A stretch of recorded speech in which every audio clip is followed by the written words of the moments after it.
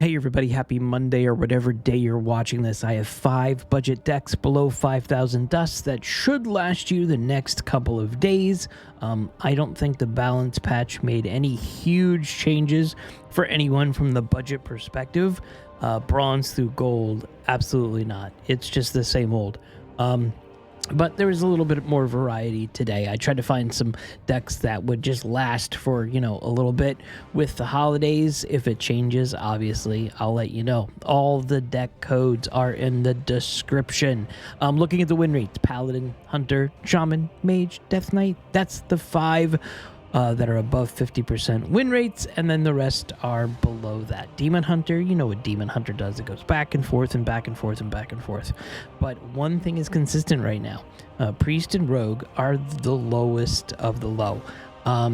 Yeah, Warrior and Warlock, those are moving around a little bit. Look, it's like the top 5 and the bottom 5 are just moving in positions. Maybe one goes to 7, one goes to 8, what have you.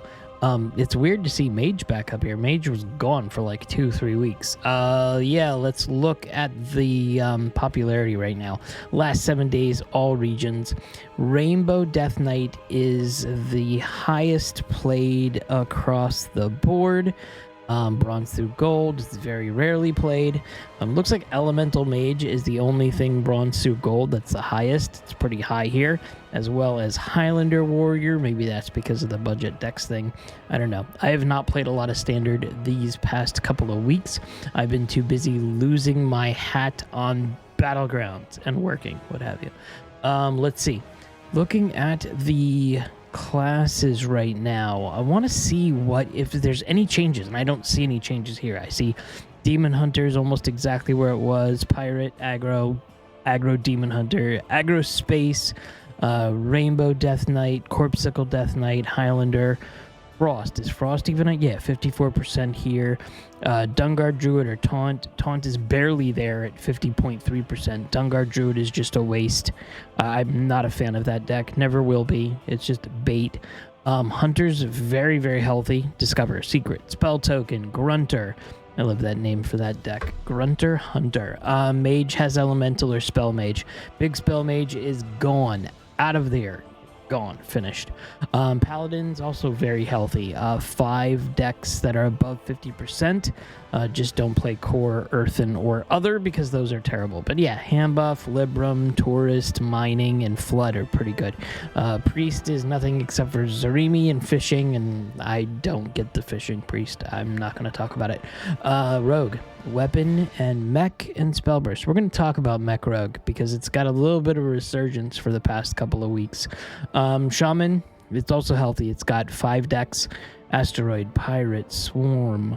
Yeah, those are some good Shaman decks. There's a lot of variety with that. I mean, they're using a lot of the same archetypes. I mean, the same cards, what have you, but at least there's 5 options as opposed to, hey, you're playing this or you're playing nothing if you like playing that class. Like, kind of here with Warlock, Hand or Pain.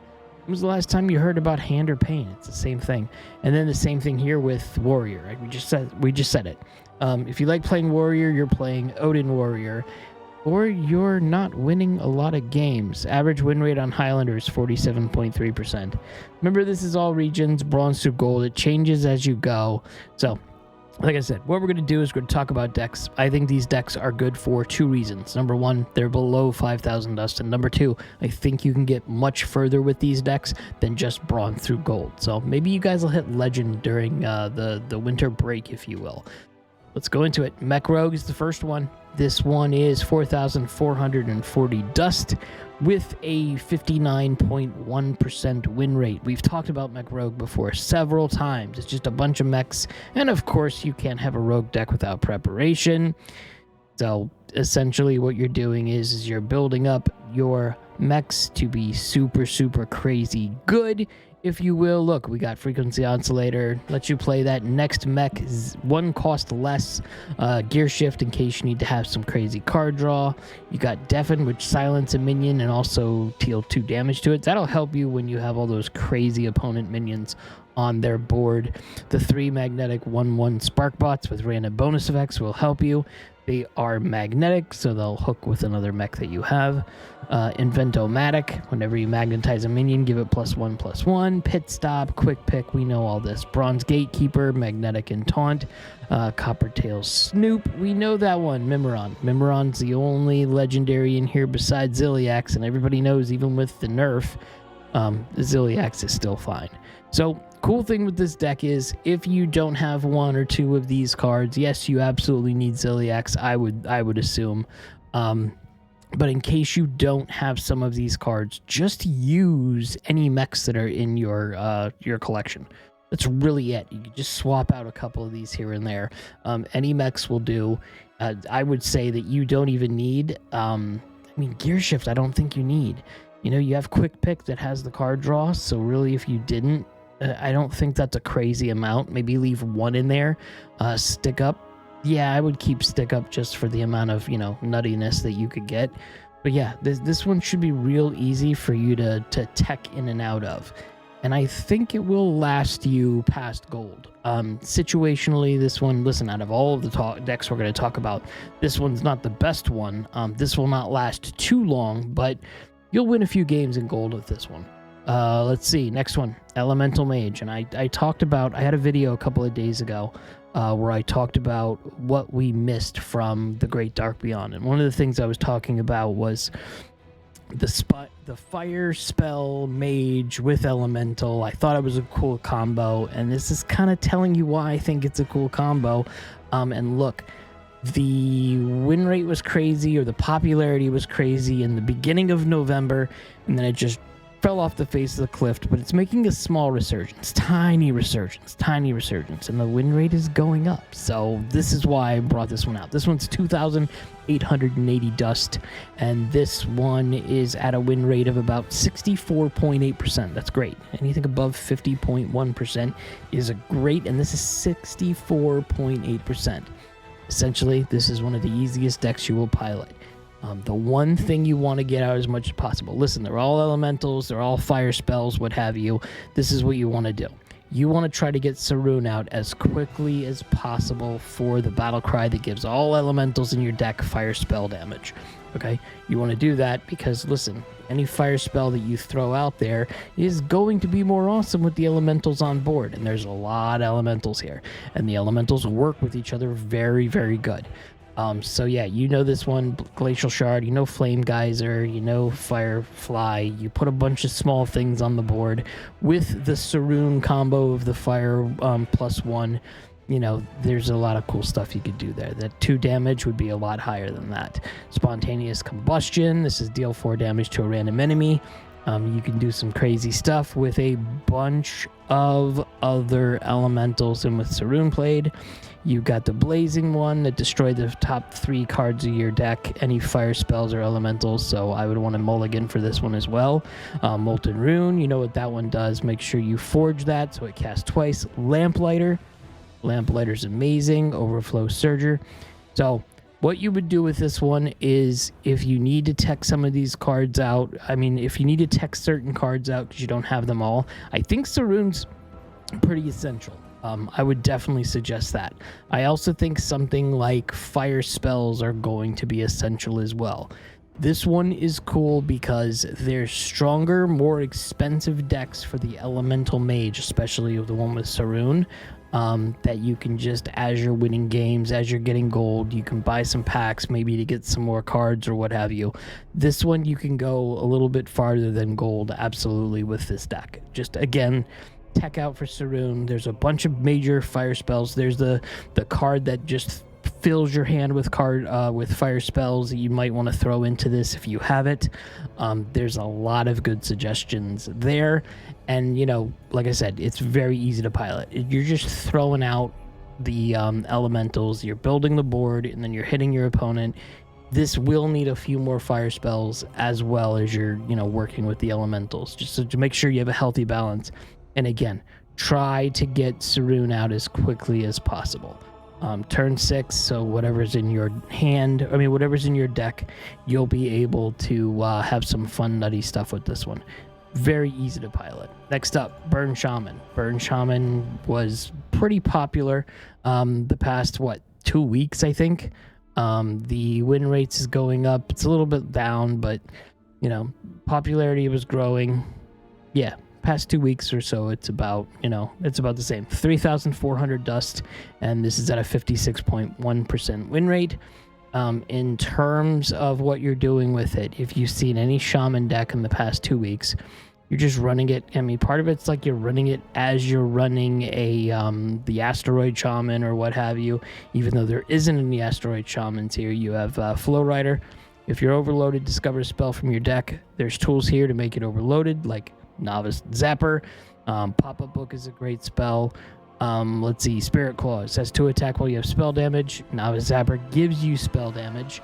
Let's see, Blood Mage Thalnos. Here's another spell damage. Yeah, it's just essentially kind of easy to pilot, nothing crazy.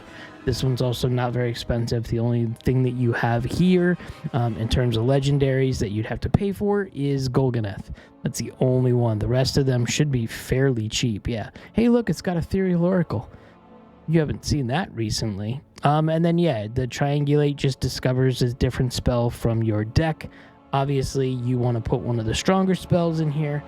It's just, you know, it's not a crazy difficult deck. The cool thing with this one also, like the Elemental Mage before, is there's burn shamans that are much more expensive. So the idea is play it, get used to it, get cool with it, and then as you collect more, you might be able to add more to this deck. Yes, it'll make it more expensive, but it'll make you last a lot longer on the ladder and win more games after gold. Let's see, Secret Hunter. Secret Hunter 2 is... the popularity went crazy in the past couple of days. That's why I brought this up.